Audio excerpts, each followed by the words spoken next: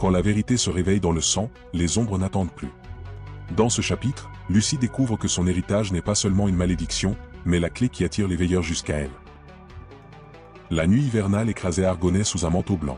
Le vent hurlait entre les maisons, faisant vibrer les volets comme si quelque chose cherchait à entrer. Dans les rues désertes, seule une silhouette avançait, appareil photo en bandoulière, Lucie Marvier, 23 ans, photographe freelance, toujours en quête de clichés rares. Cette nuit-là, elle cherchait l'image parfaite de l'hiver, celle qui ferait exploser son portfolio. Elle n'avait aucune idée qu'elle allait tomber sur bien plus qu'un simple paysage gelé. En arrivant près du vieux clocher, un bâtiment abandonné depuis un incendie mystérieux 10 ans plus tôt, elle remarqua quelque chose qui ne collait pas avec la blancheur parfaite de la neige fraîche. Un symbole. Un cercle tracé avec une précision presque géométrique. En son centre, 3 lignes verticales, gravées profondément comme si quelqu'un avait fendu la neige à la lame. Lucie s'accroupit, sortie par sa curiosité. Elle leva son appareil, mais hésita. « C'est quoi ça ?» murmura-t-elle. Sa respiration formait un nuage blanc qui se dispersait rapidement dans l'air glacial. Elle tendit la main, avant qu'une voix ne l'arrête net. « Je vous déconseille de toucher ça. » Lucie sursauta violemment et se retourna. Un homme se tenait à quelques mètres. Grand, silhouette longiligne, manteau sombre jusqu'aux chevilles. Son visage était à moitié dissimulé derrière une écharpe relevée. Ses yeux gris la fixaient avec une intensité presque dérangeante. « Vous m'avez fait peur, soupira-t-elle. Ce symbole ne devrait pas être ici, dit-il calmement. Lucie fronça les sourcils. Vous le connaissez? Tout le monde le connaît. Seulement, on évite d'en parler. Il s'approcha du symbole sans jamais le toucher. Lucie observa ses gestes minutieux, presque respectueux. Je m'appelle Maëlle. Lucie. Je sais. Elle eut un frisson, qui n'avait rien à voir avec le froid. Écoutez, dit-elle, c'est juste un dessin dans la neige. Ce n'est pas un dessin. C'est un appel. Lucie éclata d'un rire nerveux. Un appel? À qui? Aux veilleurs. Le silence tomba. Même le vent sembla se calmer. Les veilleurs? Si vous l'avez vu, Lucie, alors ils vous ont déjà repéré. Comment connaissait-il son nom? Un frisson descendit le long de son dos. Un bruit sec résonna soudain comme un pas, un craquement de bois ou un souffle trop proche. Lucie leva les yeux vers la tour du clocher. Au sommet, une silhouette noire se détachait, immobile, parfaitement visible dans le halo d'un lampadaire. Maëlle, ne regardez pas trop longtemps. Pourquoi? Parce qu'il déteste être vu. La silhouette bougea brusquement, comme si elle avait senti le regard. Lucie recula instinctivement. Un souffle glacé traversa la rue. Les flocons se mirent soudain à tomber plus vite, comme attirés vers le sol. Puis Lucie vit l'impossible. Le symbole à leurs pieds venait de se reformer. La neige bougeait toute seule, repoussée comme par une main invisible. Le cercle se retraçait, les 3 lignes se creusaient à nouveau. Elle recula d'un pas. C'est impossible. Ce n'est que le début, répondit Maëlle. Ses yeux se levèrent vers la silhouette du clocher. Et ils arrivent? La silhouette disparut d'un coup, avalée par l'ombre. Lucie sentit son cœur s'arrêter une fraction de seconde. Ils arrivent. Le vent s'était tu, comme si la ville entière retenait son souffle. Lucie fixait toujours l'endroit où la silhouette avait disparu. Le clocher semblait maintenant plus sombre, comme si la nuit elle-même s'était épaissie autour de la vieille pierre. Maëlle, qu'est-ce qui arrive? Nous devons partir. Maintenant. Sans attendre, il attrapa son bras. Sa poigne était ferme, presque trop forte. Lucie voulut protester, mais un bruit étouffé derrière eux lui coupa le souffle. Des pas. Mais pas des pas normaux. Des pas sans bruit, comme si des corps lourds avançaient sur un sol de coton. Pourtant la neige ne bougeait pas. Lucie se retourna lentement. Personne. Juste la rue vide, et pourtant, quelque chose approchait. Elle le sentait dans l'air, dans son ventre, dans son instinct primal. Qu'est-ce que c'est? demanda-t-elle, la voix à peine audible. Les veilleurs ont envoyé leurs éclaireurs. Leurs éclaireurs? Ils voient dans le froid. Et ils suivent l'odeur de ceux qui ont observé le symbole. Lucie sentit son estomac se nouer. Je ne comprends pas. Et vous n'avez pas besoin de comprendre maintenant. Vous devez juste rester vivante. Maëlle l'entraîna dans une ruelle étroite entre 2 bâtiments abandonnés. La ruelle était plongée dans un noir profond. Le vent ne s'y engouffrait pas, et la neige semblait s'arrêter à l'entrée comme si elle refusait d'y pénétrer. Lucie inspira.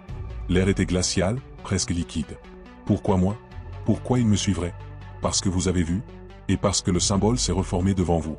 Ça signifie quoi? Maëlle marqua un silence. Ses yeux gris brillaient dans la pénombre. Que vous êtes choisi.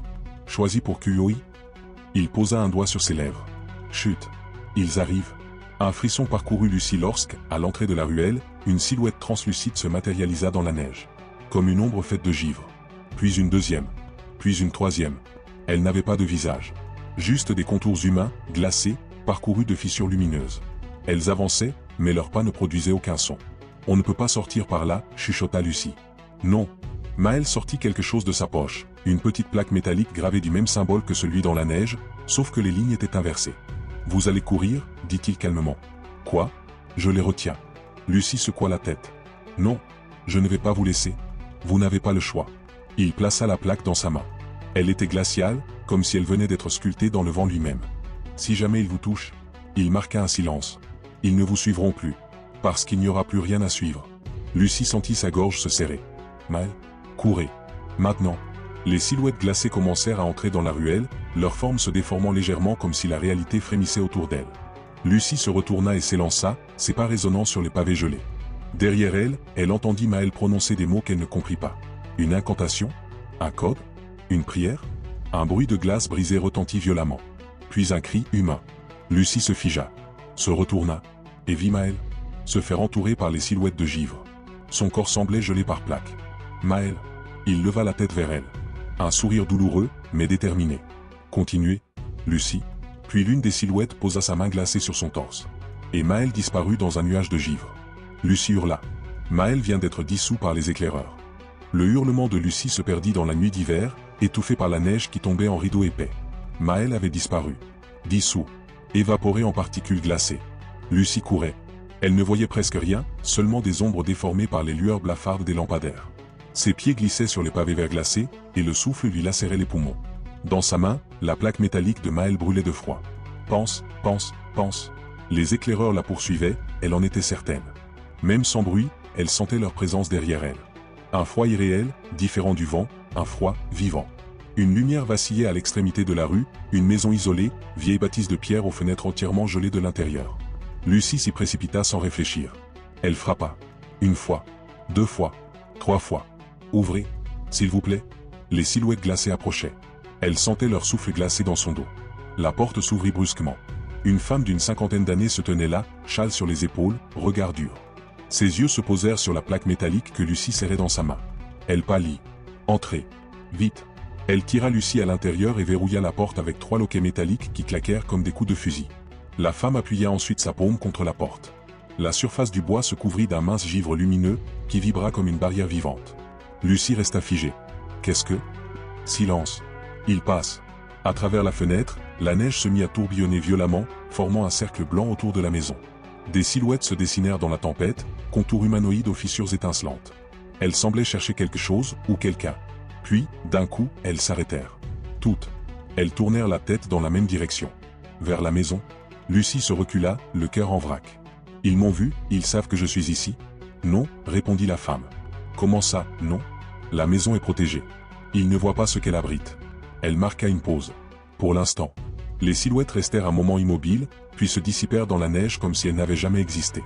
Lucie respira enfin. Qui êtes-vous? Demanda-t-elle. La femme s'assit, lentement. Je m'appelle Eliane Varney. Je suis, ou plutôt, j'étais, une guide des veilleurs du givre. Lucie sentit le sang quitter son visage. Qu'est-ce que vous voulez dire par guide? Les veilleurs ne sont pas seulement des ombres dans la neige. Ce sont les gardiens d'un équilibre ancien. Elle regarda par la fenêtre. Et Maël, il était leur messager. Lucie recula d'un pas. Attendez. Maël m'a dit, rien. Rien sur ça. Parce qu'il n'en avait pas le droit. Non, c'est impossible. Il n'avait pas l'air. Personne n'a l'air d'un veilleur du givre. C'est justement le problème. Lucie sentit sa gorge se serrer. Pourquoi moi? Montrez-moi votre main. Lucie ouvrit la paume. La plaque métallique de Maël y reposait toujours, glacée, immobile. Eliane approcha sans la toucher. Oh. Elle posa une main sur sa bouche. Non, ce n'est pas possible, pas toi. Quoi? Expliquez-moi. Lucie, cette plaque n'aurait jamais dû réagir à vous. Réagir? Lucie baissa les yeux. La plaque brillait faiblement d'une lueur bleutée. Elle s'éveille, murmura Eliane. S'éveille? Cela signifie que Maël avait raison. Elle se leva brusquement, passa la main dans ses cheveux. Que j'ai essayé d'empêcher ça pendant 20 ans. Lucie, tremblante, fit un pas vers elle. Empêcher quoi? Qu'est-ce que tout ça veut dire? Tu ne devais jamais être choisie. La voix d'Eliane trembla, elle recula d'un pas comme devant un fantôme. Tu es la fille de la fondatrice des veilleurs. Lucie sentit son cœur exploser dans sa poitrine. Ma mère? Et les veilleurs viennent te récupérer. Lucie apprend que sa mère était la fondatrice des veilleurs du givre et qu'elle est recherchée. Le silence tomba lourdement dans la pièce après la révélation d'Eliane. Seule la respiration rapide de Lucie brisait la quiétude glaciale. Ma mère était la fondatrice des veilleurs? La voix de Lucie se brisa comme de la glace sous une chaussure. Eliane détourna le regard, visiblement troublée. Ta mère, Anaïs Marvier, était plus qu'une fondatrice. Elle a créé les premiers veilleurs, et leur a donné leurs règles. Sans elle, ils n'auraient jamais existé. Lucie secoua la tête. Non, c'est absurde. Ma mère était ordinaire. Calme. Elle ne parlait jamais de tout ça. Parce qu'elle fuyait, répondit Eliane sèchement. Elle a quitté l'ordre. Elle a brisé le serment des glaces. Et quand on brise un serment aussi ancien, on devient une menace. Lucie sentit la pièce tourner autour d'elle. Vous êtes en train de me dire que ma mère appartenait à une société secrète, qu'elle a rompu un pacte, et que maintenant moi, je suis, quoi? L'héritière. Le mot résonna comme une lame tombant sur de la pierre. Eliane se dirigea vers une grande armoire au fond de la pièce. Elle en sortit un volume massif, couvert de givre. Le cuir craquelé semblait respirer, comme s'il dégageait un foie vivant. C'est le livre du givre, dit-elle. La mémoire de tout ce que les veilleurs ont fait, et de tout ce qu'ils comptent faire. Elle posa le livre sur la table. Lucie fut parcourue d'un frisson lorsqu'elle vit une inscription apparaître lentement dans le givre. Marvier. Pourquoi ce nom est écrit? Parce que c'est le sang qui réagit. Le tien.